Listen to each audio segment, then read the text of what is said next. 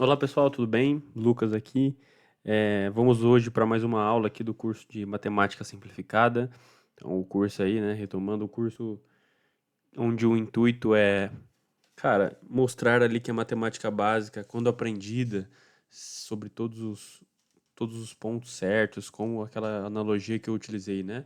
Como um degrau ali, degrau por degrau, você consegue construir essa escada e com certeza o seu conhecimento de matemática vai aprimorar bastante. Se você for com calma, aula por aula, que as coisas vão fluindo, eu prometo para vocês.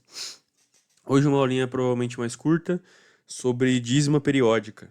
Então, dízima periódica, para quem não se lembra, é um número que tem uma dízima infinita e que se repete. Então, por exemplo, temos aqui 0,666 e assim infinitamente. Deixa eu até diminuir um pouquinho. Isso aqui, então, é uma dízima periódica. É uma dízima, né, um número com casas decimais infinitas e que se repetem, né? Essa dica aqui que eu vou ensinar hoje, ele não se aplica para dízimas não periódicas. Ah, Lucas, o que são dízimas não periódicas? Dízimas que não se repetem. Então, se a gente tem por aqui 0,67813, 4, 6 e assim por diante, essa dica que eu vou ensinar hoje, ela não se aplica. Por quê? Porque a gente não tem previsibilidade, né, de qual vai ser o próximo número aqui nessa dízima. Não dá para saber. Então, a dica que eu vou ensinar hoje se aplica apenas para dízimas periódicas, tá bom, galera? E isso independe se você tem outros números antes da parte que se repete. Por exemplo, se eu tiver aqui 0,2177 e assim por diante, isso aqui ainda é uma dízima periódica, né? Nós temos aqui que a partir do 21, a gente vai ter aqui o algarismo 7 se repetindo infinitamente. Então, para esse tipo de dízima periódica, a dica que eu vou ensinar hoje é como a gente descobre a fração que gerou uma dízima periódica. E por que isso é legal? Isso é importante. Na última aula eu ensinei como que a gente trabalha com frações, né? E uma dica até que eu dou assim por experiência própria, né? Se você tem uma fração, muitas vezes uma fração num exercício, num problema real, numa situação em que você quer fazer algum tipo de cálculo, muitas vezes o pessoal já vai dividir logo. Então, por exemplo, cara, a gente tem aí, vamos pegar um exemplo. Eu tenho 21 dividido por 4. Eu tenho algum problema específico que que eu preciso resolver aqui com isso aqui. Muitas vezes o pessoal já, numa soma, por exemplo, tem lá, vou apagar aqui e vou colocar uma soma real. Mais pra frente, por exemplo, se a gente tiver um conteúdo, a gente vai ver, 21 mais 13 vezes x, sei que é a parte da álgebra, né, que entra na letra assusta um pouquinho, mas a gente vai passar por isso também, vocês vão ver que não é nada demais. 13 dividido por 7, eu tô colocando qualquer coisa aqui só para dar um exemplo, né? Mais 8 dividido por 3, 3 é igual a zero. Beleza. O que muita gente vai fazer aqui? Cara, já vai começar a fazer essas divisões aqui. Quanto que é 21 por 4? Não, 5, opa. 5,25 mais... quanto que é 13 dividido por 7? Vai dar 1, 8, 5, 7. Já vai quebrar bastante esse número. 7, 1 e assim vai, né? Vou simplificar aqui. Quanto que é 8 dividido por 3?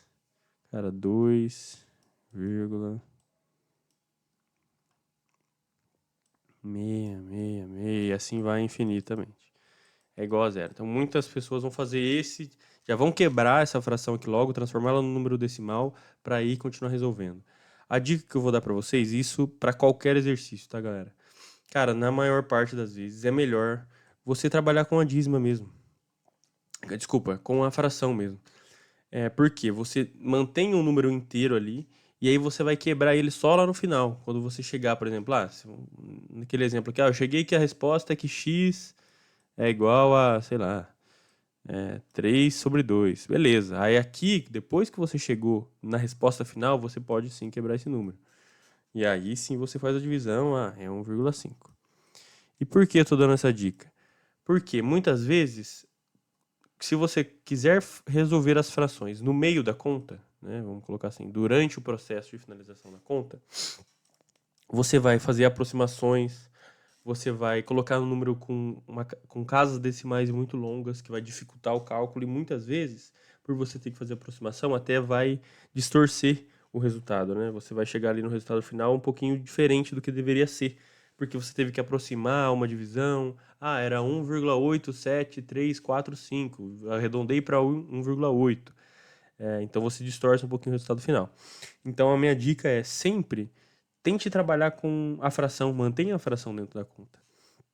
Só que aí gera um problema, né? Pô, Lucas, e quando você tem, por exemplo, um problema que já te dá uma dízima lá periódica, por exemplo, essa aqui. Como que eu transformo isso aqui numa fração para aí sim eu conseguir trabalhar ela como uma fração, né? Para facilitar a minha vida, como você está falando. E aí é hoje que eu vou, né? Hoje a gente vai ver qual que é essa dica de como que a gente consegue pegar uma dízima periódica e transformá-la numa fração, para conseguir trabalhar ela de uma forma melhor dentro da conta, beleza?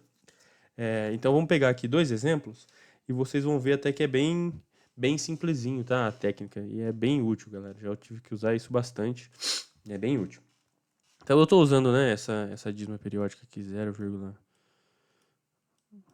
vocês me perdoem o número, já comentei nas aulas anteriores, para quem escreve só na caneta, passar a usar o computador aqui é um pouquinho difícil, mas espero que dê para entender. Então a gente tem aqui a dízima, por exemplo, 0,66666 infinito. O que a gente vai fazer? A gente vai chamar aqui essa dízima de x, tá? E de novo, né? Eu sei que, cara, a álgebra, começa a misturar a letra com o número e tal. Isso confunde muitas vezes a cabeça das pessoas. E eu entendo, né?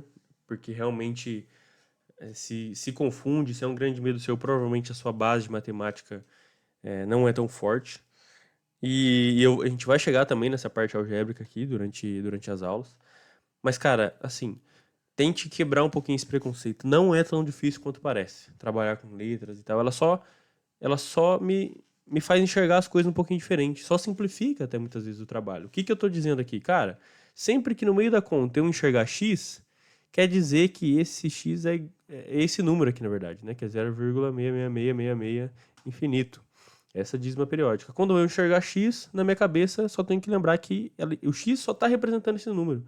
Para eu não ter que ficar escrevendo esse número, eu chamei ele de x, tá? Então não é nenhum bicho de sete cabeças, beleza, pessoal? Tá, então o que a gente vai fazer? Se x é igual a 0,666 infinito, show?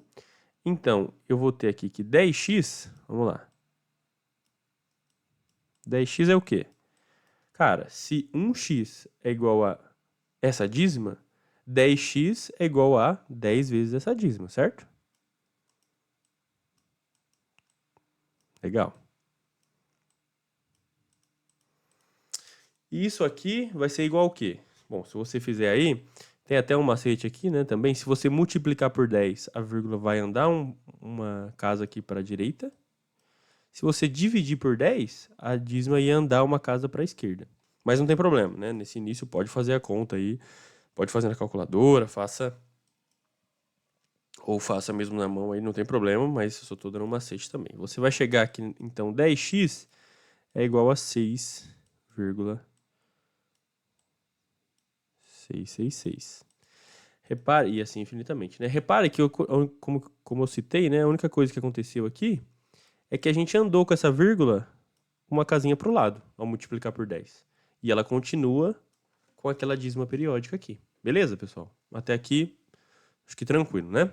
Então, o que a gente vai fazer agora? Cara, x é igual a minha dízima aqui, 10x é igual a 6,666, legal. E 9x? O que será que é 9x? Pô, Lucas, você já fez aqui em cima, né? Se 10x é 10 vezes a minha dízima, 9x é igual a 9 vezes a minha dízima. Perfeito, galera. Mas tem uma outra forma de pensar nesse 9x, né? Que é 10x menos x, certo? 10x menos x vai me dar 9x. Perfeito? Pense até, eu lembro que uma professora minha que usava, como a álgebra assusta um pouquinho no começo, né? Ela usava a analogia de moedas, né? Então, se você tem, vamos trocar o x aqui por moedas. Se eu tenho 10 moedas e eu tiro uma moeda, eu fiquei com 9 moedas, certo? Então, é isso que a gente está falando aqui. Se eu tenho 10x menos x, eu cheguei a 9x. Legal. Então, e o que que é? Eu já não tenho... Ok, a gente já calculou aqui em cima o valor de 10x e o valor de x. A gente tem esses dois valores, certo? Então, vamos lá. 9x é igual a... Vamos substituir aqui. 10x, que é o valor que eu encontrei. 6, minha dízima infinita. E o x? O x é igual ao quê? 0, e a minha dízima infinita também. Legal, pessoal? E aí, vamos até abaixar um pouquinho aqui. Vou conseguir fazer essa conta. Então, vamos continuar a nossa conta aqui. Fazendo essa subtração aqui, como que a gente vai ficar? Então, vamos colocar aqui. Lembra sempre, né? Numa subtração que tem vírgula, a vírgula tem que estar uma em cima da outra aqui. Então, vamos colocar assim já, né? Para não ter erro.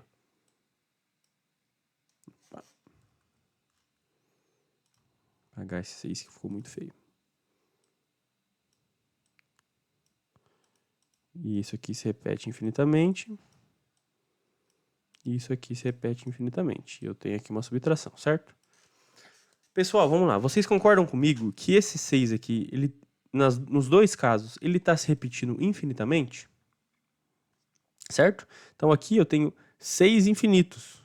Imagina que cada pontinho desse aqui é um 6. Tem um 6 em cima e embaixo, um 6 em cima e embaixo, um 6 em cima e embaixo, aqui, aqui, aqui.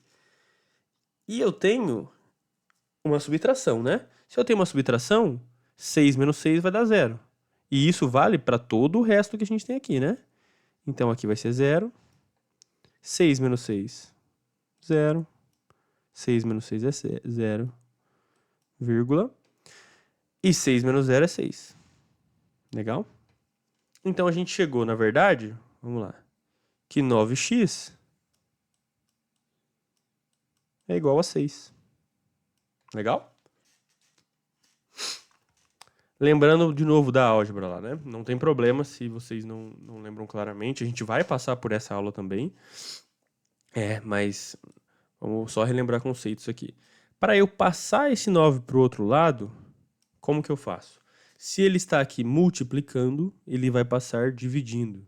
Lembrando, pessoal, a gente vai ter ainda mais para frente uma aula específica acho que até vão ter que ser mais aulas, porque o assunto é um pouquinho mais extenso, de álgebra, né? Então, de como manipular equações e afins. Não precisamos se preocupar com relação a isso. É só porque, como a última aula foi sobre frações e a questão da dízima está bem relacionada, eu decidi colocar esse tópico aqui junto com as frações. Mas se você fica confuso ainda nessa parte, cara, 9x é igual a 6, Lucas, eu já travo aqui, não consigo resolver, não sei como resolver essa equação, não tem problema. Mais pra frente a gente vai abordar esse tópico também. E aí, se você quiser até depois da gente passar por essa aula, voltar aqui para rever, maravilha. Então a gente tem aqui que x é igual a 6 sobre 9. Legal. Então, 6 sobre 9, se você dividir aí, pode fazer na sua calculadora. Se você dividir 6 sobre 9, a gente vai chegar justamente na minha dízima. Então, eu até estou fazendo na minha aqui para a gente bater, tá? 6 sobre 9 vai ser igual exatamente a nossa dízima, que é 0,666 infinito. Legal, então assim a gente conseguiu descobrir qual é, de fato, a fração que gerou essa dízima. Mas, lembra da última aula? A gente consegue ainda simplificar essa fração aqui. Por quê? Se eu pegar a parte de cima aqui e dividir por 3, o meu denominador e o meu numerador, dividir os dois por 3, o que eu chego aqui? 2 sobre 3. Ainda simplifiquei, ficou melhor ainda de trabalhar a minha fração. Então, com esse mecanismo aqui, eu garanto, tá, galera? Com qualquer tipo de dízima periódica, a gente consegue utilizar esse mecanismo para utilizar para achar qual é a fração geradora de uma determinada dízima periódica, né? Sempre lembrando. Para utilizar aqui esse macetezinho, tem que ser uma dízima periódica, senão ele não funciona. Beleza? Pessoal, espero ter ajudado. Hoje essa aulinha um pouquinho mais curta, mas eu achei que era importante inserir ela na questão ali, logo após a aula de frações, né? E vamos ter mais aulas para frente, vamos passar aí por todos os tópicos da matemática básica. Show? Qualquer dúvida que tiverem também, podem deixar aqui nos comentários. Espero ter ajudado e até a próxima.